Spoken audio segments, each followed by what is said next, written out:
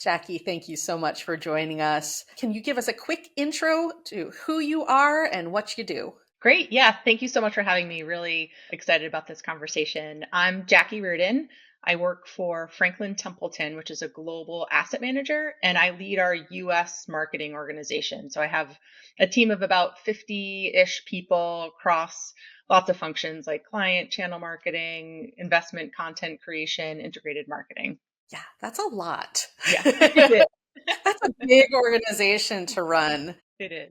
I'm curious now, as far as the AI is concerned, what your first interaction with AI, as you define it, was. Well, it's funny because it's probably akin to when the first time my dad showed me what like email was, and I remember in my head thinking like, "What is this? This is never going to last." I remember when Chat GPT first came out, and a colleague of mine was showing me, and I was like, "There's no way that this is a thing and that this will be allowed." And then in both cases, I was thankfully proven wrong. So my first interaction was like, "Wow, this is an interesting thing," and played around with it a little bit on my phone, but being in financial services, I thought, wow, there's never going to be a way that we're going to be able to think through how to incorporate this into our business and definitely not marketing. And I'm wrong a lot, and I'm glad because it's been really interesting. And I think from a business standpoint, where we've really started to dig into it first and foremost is content creation. I think about those 50 people I have, there's no chance I'm getting any more. If anything, I might have less in the future. So, how do we really think about scaling some of the things? So, I think as we've been dipping our toe in it, initially, it was really about what could this do from a content creation? How can we have more output with the same amount of people? And of course, kind of thinking through quality. One of the first things we sort of tested out was investment commentaries. So those are sort of the most like bland, I would say, content. So it was a good test run to say, okay, let's see what it can do here. Can it help us scale out a little bit more? Is the quality still there? Are we running afoul of any sort of things from a compliance or regulatory standpoint? So I would say content creation was the first thing that we really started to dip our toe into. Okay, but there is a big gap between what is this thing? Yeah. This couldn't possibly help us.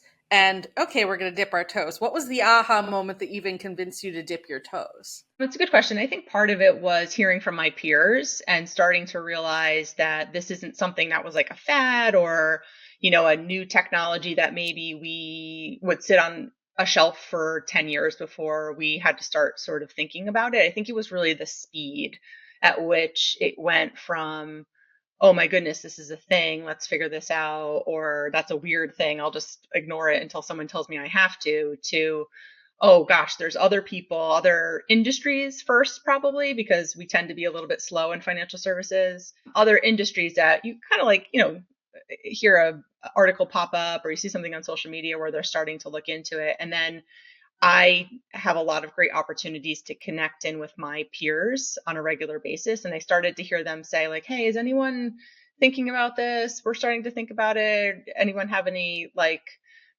guide rails or best practices, et cetera? So then it was like, oh, wow, actually, we should pay attention. We have to start thinking about this.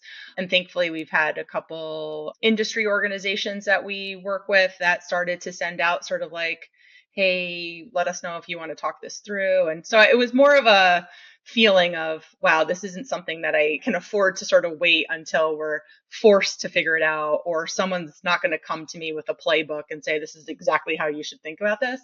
So definitely peers and a little bit of like Peer pressure. peer pressure and like, we better not be late to this because I'm getting the sense that if we're late to this, Mhm. it's going to take a lot for us to catch up. So we're going to rewind a little bit from the age of AI to the beginnings of your career, or even further back from that. Yes. What brought you to financial services as this career path? Well, I didn't do it on purpose. I don't know that many people wake up at 3 or 4 and think, oh my gosh, you know what I want to do when I grow up is get into financial services. I actually have a degree in psychology. And people always joke when they find that out, like, oh, wow, that's weird that you ended up in financial services. And I actually think, no, I'm not surprised. And I actually use that skill set every single day. A bulk of my career has been in sales before marketing. And In my mind, sales, whatever industry you're in, is all about relationship management, having emotional intelligence, intellectual curiosity, like really getting to the core of what your client or prospect's needs are, and then coming back with like a consultative solution, hopefully. So I use psychology all the time in that. As my career has progressed, I made that switch over to marketing and joke like, I don't know anything about marketing. Like, if you see a PowerPoint presentation I put together, you probably cringe. But what I've really tried to do is take sort of my sales experience and bring that to the marketing side and say, okay, let's really ground ourselves in all those things I mentioned. Like, what problems are we trying to solve? How do we really get to the emotional piece of it? How do we really get to the relationship piece and understand our clients and then deliver something that sort of helps them solution? And I've tried very hard to kind of ground my marketing team and colleagues in that, because sometimes you can get a little bit too far away from the client and think, oh, let's put together this 16-page brochure. Everyone's going to love it. And you're like, no one's going to read that. And it doesn't really help serve like sort of the point of sale. And I've also tried really hard to recruit people from sales roles into marketing, because the lines are blurring so much too, in all industries, but also in ours too, where what a salesperson does and what a marketing person does is getting very, very, very, very similar, especially in this more digital forward world that we're in, and where we have to really be very thoughtful about how we segment client bases and engage with them differently. So, who are the prospects and clients that it makes sense for us to spend money to be with in person versus perhaps putting them on more of like a digital self-service nurture journey, etc. So those lines are getting really blurred, but at the core of it is a person, a decision, like some sort of point of sale. So try to keep myself grounded in that. What do you think you connect with in financial services specifically as an industry? I think there's so many different parts of it. You know, even at my firm, it's very holistic. So are there individual financial needs that somebody's trying to solve for? Are there family needs? Is it a younger person that's trying to dip their toe in and get involved? Are these people who are nearing retirement? So much of what we do is retirement related, because it's either somebody who's getting closer to retirement or somebody who's new to saving, and really thinking about sort of those core journeys. So, while we're not saving lives every day like a doctor might, I think we are playing a really important role in helping people think holistically about their financial well-being and really financial independence. We actually do this survey that I'm involved in that I think puts it in a really good frame, where people, for so long, our industry has been like, save money, and then one day you'll retire and then you'll move to Florida and play golf or whatever, versus really thinking about, especially for younger generations, that's not really the goal anymore. Like, I don't want to move to Florida and play golf. And who said 65 was the age that you're supposed to stop working? Like, a lot of people want to keep working. So really being able to provide different types of investment solutions and custom solutions for people who have way more of a personalized view of what they want their later years to look like. So really financial independence being something that's more of the North Star for folks versus just retirement. And I think it's one of the ways that AI is really interesting too, because, if everyone's on one path, well, fine, just give everyone the same thing and have the same message, whatever. But if everyone's on their own path towards what they want their future to look like from a financial standpoint, well, that's going to require, one, a solution set that's customized, which is something that my firm believes very much in, and we're developing a lot of solutions on that manner. But from a marketing perspective, you also have to engage people in a much more nuanced, personalized way. Which brings me to my next question, which is, let's talk about that intersection between financial services and AI. Where is it now, and where do you think it's heading? I'm pleasantly surprised, I have to say. Earlier I mentioned when I first was wrapping my brain around what AI was, and I'm like, well, that's not for us. It'll never be for us. We're such a highly regulated industry, and there's just no way that they're going to get comfortable with the ambiguity and blah, blah, blah. But I've been really proud of our industry for really figuring it out. And particularly my firm, I think we were one of the first amongst my peer group, at least, who are as far down the road as we are. We could be further, and we're really pushing there. But I think the compliance piece of it has been a lot easier than I had anticipated. But where it's going to be so, so important is our industry in particular, and I'm sure there's plenty of other industries that are feeling like this. We're under extreme pressure from a cost and margin standpoint. There's a ton of consolidation. My firm in particular has acquired 10 other companies in the last few years. And all of that is driven by a massive consolidation in our industry. So there's going to be way fewer firms. Fee pressure is making it so that, like I said earlier, we're not going to be like expanding our teams and hiring all these new people. We have to do the same amount of work or more work with even fewer people. So we're really at this place where it's like, okay, these firms are consolidating. We have to figure out how best to resource them without adding more people and resources. And then at the same time, our industry is finally catching up when it comes to personalization. So it's one of the last industries where you don't experience things in the way that you do others. Like, for example, later on tonight, I hope we all have nothing going on and we can jump on our couch and throw Netflix on, and Netflix will be like, Jackie, we're so glad you're here. Here's like 5 documentaries we know that you would love. And they're going to be right. Or I travel a lot for work and I can be in a city and I can pop up Uber and it's going to know exactly where I am and where my plans are later. And it's going to help me figure that out. So we're met with personalization in pretty much every other facet of our life, except for our financial life. And there's some tools and apps that are kind of getting us there, but we really have to get to a place.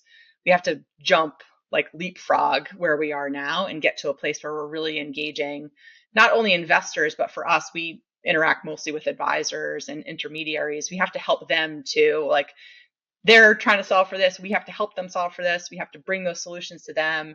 And ultimately, we have to help them with the messaging, the content, the holistic surround sound campaign type of activity that helps people iterate a message to make so much more sense to a specific advisor or investor. Let's get a little bit more into that nitty gritty of marketing efforts. You mentioned that you're dipping your toe, or you were dipping your toes into content creation with AI. We can talk about that a little bit more, not just the creation aspect, but I'm a content leader. Yeah. I know that the operational aspect of content creation and AI is stupendous. Yes. But then we can also talk about where else in marketing you're using AI. Yeah, so content was pretty early on. And one of the things that I really appreciate is when we were starting to think about this, work with Writer, and Writer really helped us say, hey, just pick a couple use cases. Like, where is there some pain points that you have right now that you feel like there's a lot of people involved in a process that seems kind of simple? And one of the first things we picked was investment commentaries. So the specific use case was a perfect one. Let's say we have a large cap growth fund. There's a standard commentary that's 200 words. Yet a couple of our clients require their own format. So one client might say, cool, but I want that in 150 words. And somebody else is like, cool, but I want that in 75 words. And it's the same content. And we have a person sitting there taking that commentary and then just figuring out what words to get rid of, et cetera, and versioning it out. So one, it was a simple one. It was a simple one to test and figure out if it was actually, from a quality standpoint, worth the squeeze, but also was measurable, because this was a contractor and we had a hard dollar that we were paying that contractor on a monthly basis to do this. So we were able to say, okay, is the quality good? How quickly are we doing this? And what's the actual dollar amount that we're saving? So that was just an important first way to dip our toe in. But now we've expanded it out and we've actually worked it into our entire content creation process. So whether you are normally a content creator or not, you have to touch it at some point. And, we've really been thoughtful about making sure that we're scaling out efforts. So we have great writers and great editorial team that now it's like, awesome, use this and help you do more, make your life easier. Now your output is XYZ, or the time spent is shorter. Or are there other people who don't normally get involved in content creation that now can start getting comfortable with it? One of the other pieces of the puzzle that was really important to my OCD type A heart was our style guide. So we had a really, really inconsistent way of creating content. Even after it was done, it was like, do we do U.S. Do we do US? How do we do AM, PM? Like, Do we use the Oxford comma? Unfortunately, we don't. I love the Oxford comma so much, but unfortunately, our style guide says no. But anyway, there's no consistency. So now everyone knows you have to put things in there, if for nothing else, just from a quality control standpoint. And now we're seeing some really great use cases of just from scratch content creation. I was actually in there this morning writing job descriptions and helping with a launch email and really helping with all this from scratch type of work. That's just been super duper meaningful, even from me in a leadership standpoint, where I'm not sort of in the day-to-day operations, but I'm finding a ton of value in AI, just kind of helping me streamline. And, I have 15 minutes to do something that might normally have taken an hour. So now I am like, great. I actually know now I have the time to kind of go in there. And then, I think some of the other great use cases that have really helped us make the case for it internally too is paid social, things where you're just sort of iterating on the same thing and it's more of a volume game. And instead of someone sitting down there and kind of thinking about 20 different ways to say the same thing, now it's taking 5 minutes to go there. So that piece has just been so great. And I find that galvanizing the group around some use cases early on really helped us think about, okay, what else can we put in? What else? What else? What else? What else? And now we're at a point where we're really trying to think about it systemically of, instead of this just being kind of like ad hoc jobs here and there to help people, how do we kind of work this more thoughtfully into workflows? So this is actually kind of being more of an agent rather than like a helper on the side.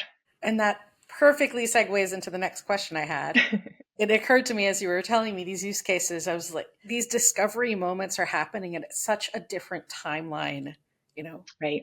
I work for a generative AI company. Those were ways that I was using Writer Right. last year, Right. right? And now people are building out apps, and our team's experimenting with agentic workflows where you hand off the AI itself, calls tools and things like that. Right. I guess my question to you is personalization, you've mentioned several times, Mm-hmm. is so key to this. And how are you imagining personalization in financial services and the role of AI in tailoring to individuals? There's two big ones that are top of mind for me. So one is at an intermediary level. So like at a broker dealer, we have relationships with all of the key broker dealers in the US, and more they're requiring sort of a more nuanced approach to content. So, one firm might say, hey, we love this presentation you have, but we don't say financial professional, we say advisor, and we need you to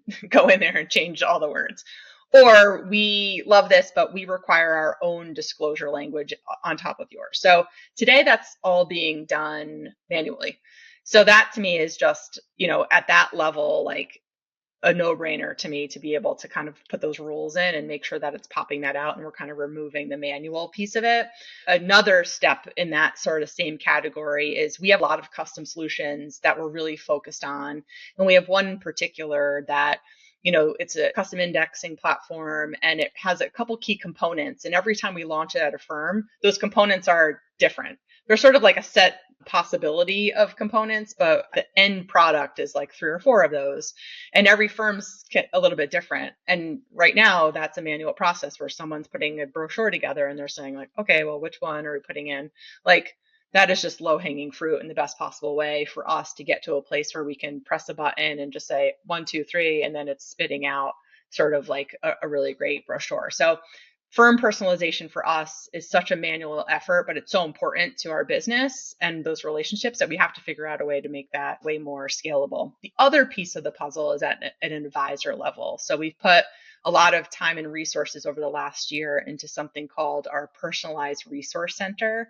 So it's a digital hub where advisors, when they visit our website, are met with a curated version of all the core content that they would need for the specific strategies that they hold with us. So instead of them coming to our website and having to search around for the fact sheet on this and the commentary on this, they're welcome to a dashboard that says, hey, Jackie, welcome. Here's all the stuff you need for your strategies. And oh, by the way, is there anything else you need? And here's some things that you might be interested in.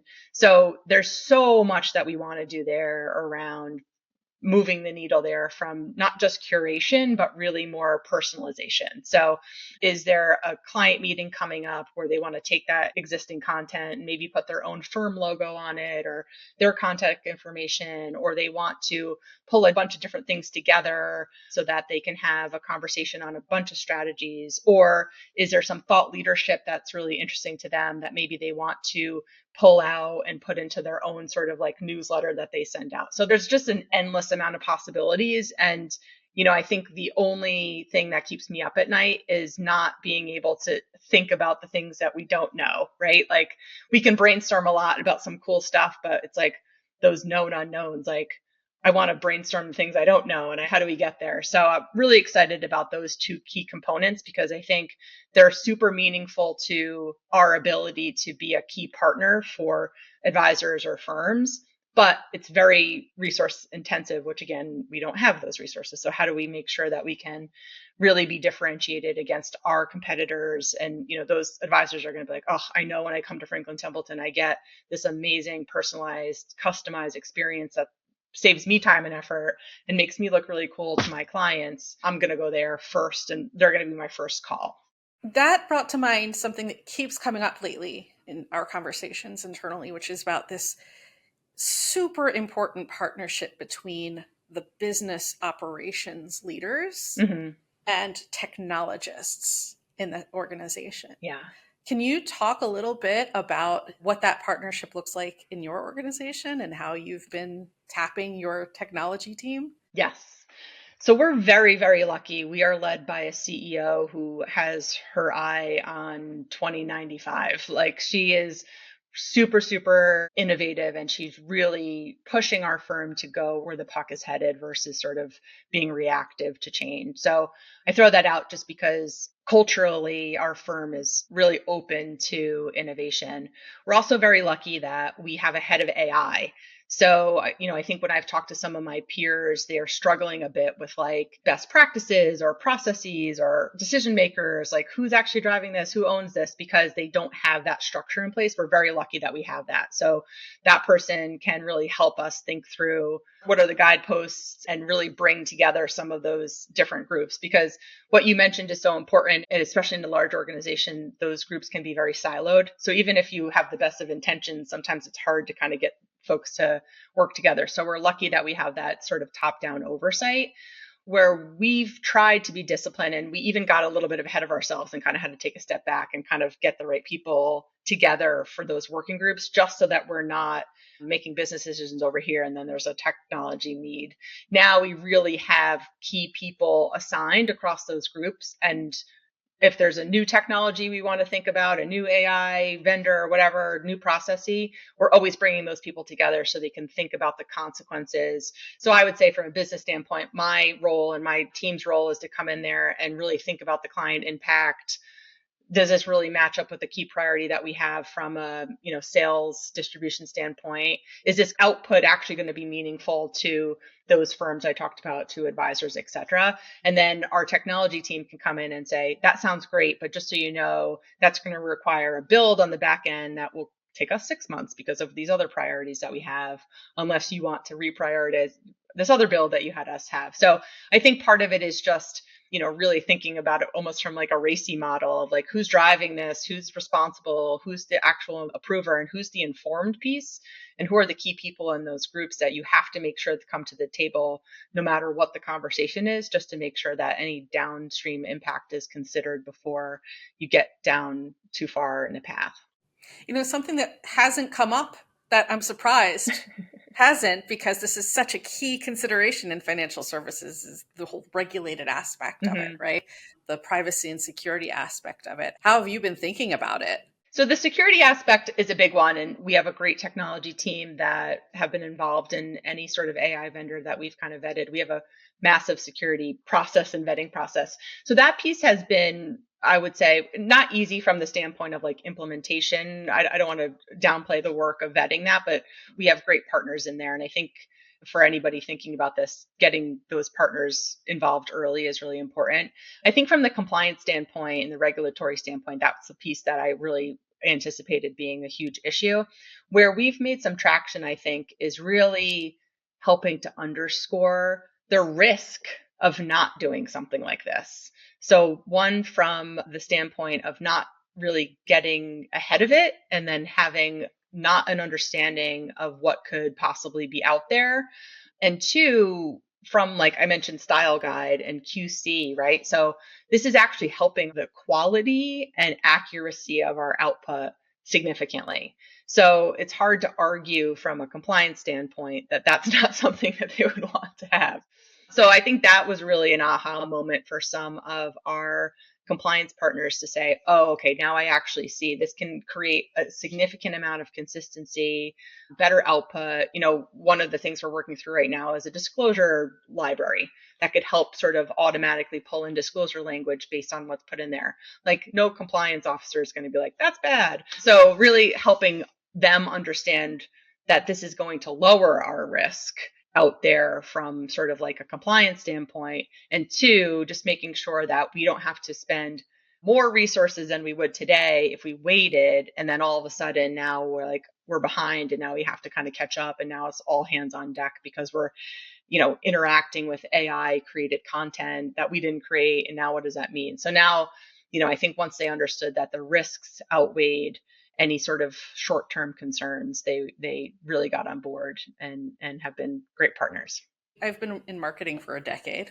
When I started out, when I got into this, I probably wouldn't have imagined that I'd be interacting with artificial Right. intelligence as part of my daily life as a marketer, that it would keep eating up as much room in my brain as it does. Right.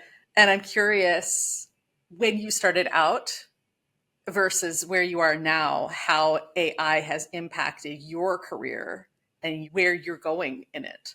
It's a great question. And I think one of the things that I've been focused in on and I've really been coaching up, because so much of this is about resilience and change management and really helping people think differently about what they want to accomplish and how they get there. So I think a lot of what's changed is really thinking about the skill set and or where people need to be coached and supported. So when I, recruit, I'm really thinking about people who are resilient to change and open-minded to new ways of doing business and new ways of doing things versus folks who have been like, hey, I've been doing this for 10 years and I do it this way and I've had success in doing it and that's how I'm always going to do it. Like, really trying to find people who understand, like, yeah, I've been doing this for 10 years and I've had success doing it, but I'm open to other ways of doing it. And I'm intellectually curious about how things could evolve and change. So that's really changed my perspective on, one, the resources and training and upskilling that I need to provide to my organization, and two, the actual skills and qualities that I look in people, because so much more of what I think the human piece of this is being strategic and thinking big picture and really thinking about the end goal versus being involved in like the day-to-day nitty-gritty. That's exciting to me. And I think that's exciting to a lot of people, but there is, I think, some folks who are still sort of freaked out about change and a dislocation. And there's a great presentation I went to at Darden Business School. The professor was talking about this case of firefighters. They had all these heavy tools and they couldn't get out of the fire because they didn't want to drop those tools because it was so ingrained in them that, like, these are the tools I have and this is how I've always done it. And it didn't turn out good for them. And it's a great reminder of the fact that sometimes you have to like let go of things so that you can actually get forward to somewhere new and better. So I just try to keep grounded in that and really try to remind my team and really get them excited about it too. Like, change is scary, it's tough, but like what's around the corner is really cool. And to be a part of something like that and to be able to evolve and change and learn all these new things and learn a new way of thinking is phenomenal. Any stories or anecdotes of seeing one of your team members go from reluctant to, oh, I get it now? Yeah. And it's actually one of the gentlemen who he's actually a contractor for us and he's a writer. And just being able to see that, like, he totally understands now, like, the benefit to him from a time saving standpoint.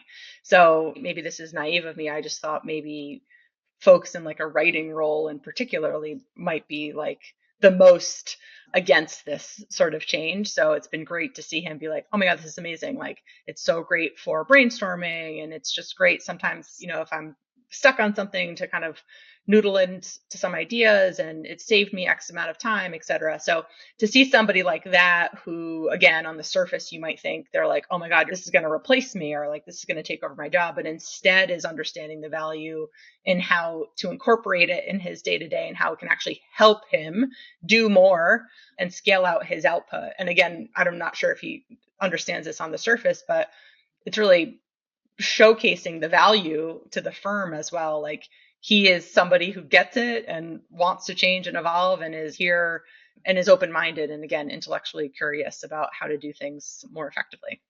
If you had some advice to yourself before you embarked on this journey, what would it be? I think the biggest thing is just to start earlier. Not that we started too late, but I think even then we lost some months there of just sort of assuming that this wasn't going to be something that within our industry would be possible. So I think I wish we had just gotten started a tad bit earlier. And I think if there's anybody out there that's trying to figure out, like, should we not, like, just, we got to jump in. It's not going away, no matter what part of society or work life or personal life you think about. So the quicker you can get your hands dirty in it and sort of start sorting out what are key use cases that would make sense to test, that's really the biggest thing. Is there's no commitment. You just have to start testing it, and then it'll kind of evolve and go from there. Is there anything else that we haven't talked about that you wanted to discuss? No, I think the other piece of the puzzle is probably just finding the right partners to do this with, and really the right vendors that will really sit down with you and understand your business and help you identify. I think one of the causes of inaction are people are like, I don't know about it. So unless I'm an expert on this, I don't want to admit that I don't know stuff. That's fine. I think no one knows anything. And that's why you align yourself with partners that can help you understand those use cases. You don't have to know everything there is to know about it. You just have to, again, just identify one or two ways that you can understand that it can start to work for you. All right. Well, thank you so much. And I can't wait to see where you go next. Yeah, thank you so much. This was such a great conversation. I really appreciate it.